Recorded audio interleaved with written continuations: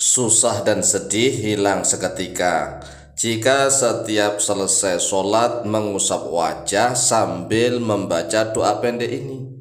Jadi ketika kita selesai sholat fardu atau selesai sholat sunnah, biasanya kita kan mengusap wajah dengan telapak tangan kanan kita. Tetapi jarang nih yang tahu tentang doanya. Oleh sebab itulah, perhatikan doa pendek yang dibaca ketika selesai sholat fardu, kemudian kita mengusap wajah. Tatkala mengusap wajah dengan menggunakan tangan kanan itu, ada doa pendek yang harus kita baca. Doanya diawali dengan Asyhadu an la ilaha illa huwar rahmanur rahim. Ini perpaduan antara syahadat dengan basmalah. Kan basmalah itu akhirnya ar-rahmanur rahim. Sedangkan syahadat ini asyhadu an la ilaha illa huwa, pakai huwa bukan Allah.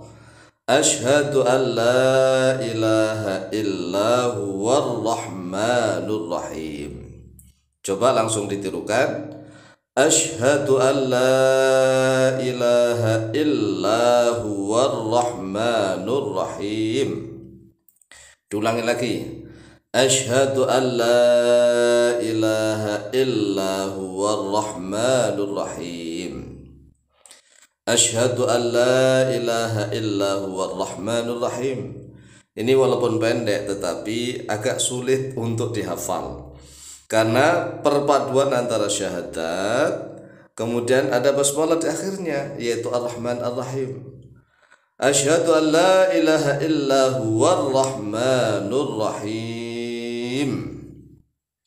Kemudian setelah itu doa, Allahumma adhib anil hamma wal hazan. Allahumma adhib anil hamma wal hazan. Nah, biasanya orang Indonesia itu kalau doanya agak panjang sedikit menyerah. Ini biasanya, tapi mudah-mudahan tidak menyerah.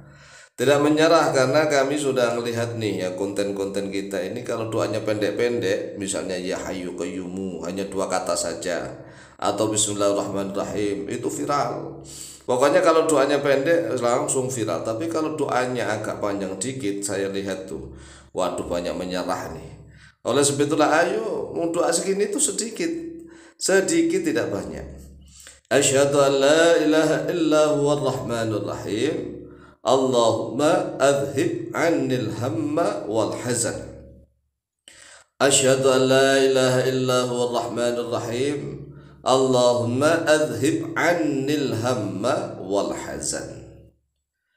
Asyhadu, bersaksi oleh saya, an la ilaha illa huwa, bahwa sesungguhnya keadaan yaitu tidak ada Tuhan yang berhak disembah illa huwa, kecuali Dia. Dia siapa? Ar-Rahmanu, yaitu yang maha pengasih. Ar-Rahimu, yang maha penyayang. Allahumma, ya Allah, adhib, hilangkanlah oleh Engkau ya Allah, anni, dariku, alhamma, pada kesusahan, wal hazana, dan pada kesedihan. Ya Allah, hilangkanlah dariku ya Allah kesusahan dan kesedihan.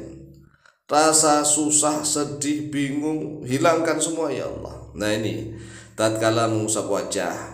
Nah, kalau sudah hafal kan bacanya cepat. Asyhadu an la ilaha illallah rahmanur rahim. Allahumma adhib anil hamma wal hazan. Nah, ini apakah memiliki dasar dalil? Kalau menurut Wahabi, semua dasar dalil dhaif itu langsung dikatakan bid'ah begitu ya. Itu kan Wahabi, terserah Wahabi.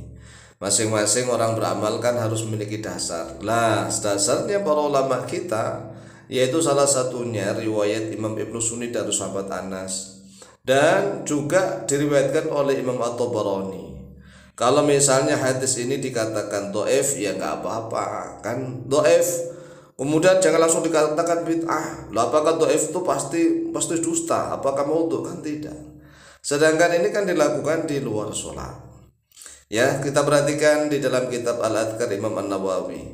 Qala al-Imam An-Nawawi rahimahullah ta'ala fil adhkari, telah berkata oleh Imam An-Nawawi rahimahullah ta'ala fil adhkari, dalam kitab Al-Adhkar, Kata beliau, warwaina dan telah meriwayatkan oleh kami fi kitab Ibnu Sunni, di dalam kitabnya Imam Ibnu Sunni, yaitu namanya kitab Amalul Yaumi wal Lailah. An Anasin, dari Anas radhiyallahu anhu, kana Rasulullah sallallahu alaihi wasallam, karena ada Rasulullah oleh Rasulullah sallallahu alaihi wasallam, idza qada salatahu, apabila telah menunaikan oleh Rasulullah salatahu pada salatnya Rasulullah, masaha, maka mengusap oleh Rasulullah wajhahu, pada wajahnya, biyadihi, dengan tangannya, al-yumna, yang kanan, thumma qala, kemudian berdoa oleh Rasulullah. Jadi di dalam riwayat Imam Ibnu Sunni dari sahabat Anas bin Malik bahwa Rasulullah SAW apabila telah selesai menunaikan sholatnya, Rasulullah mengusap wajahnya dengan tangannya yang kanan. Kemudian Rasulullah membaca doa, asyhadu an la ilaha illallah rahmanir rahim, Allahumma adhib anil hamma wal hazan. Nah, ini kan ada dasarnya. Hadis ini bukan hanya diriwayatkan oleh Imam Ibnu Sunni tetapi juga oleh Imam At-Tabarani. Wa rawat Tabarani fil Mu'jamil Awsat, di dalam kitab Al-Mu'jam Al-Awsat nomor hadis 3202. Anna Nabiya sallallahu alaihi wasallam kana idza shalla wa faragha min sholatihi masaha bi yaminihi ala ra'sihi. Bahwa sesungguhnya Nabi Muhammad sallallahu alaihi wasallam kana, yaitu ada, idza shalla, apabila telah sholat oleh Nabi, wa faragha, dan telah selesai oleh Nabi, min sholati, daripada sholatnya, masaha, maka mengusap oleh Nabi, biyaminihi, dengan tangan kanannya, ala ra'si, di atas kepalanya. Nah, ini di atas kepalanya. Yang satu hadis tadi di muka, di wajah. Ya, kemungkinan kan dari atas ke bawah atau dari bawah ke atas. Ya kan biasanya begitu.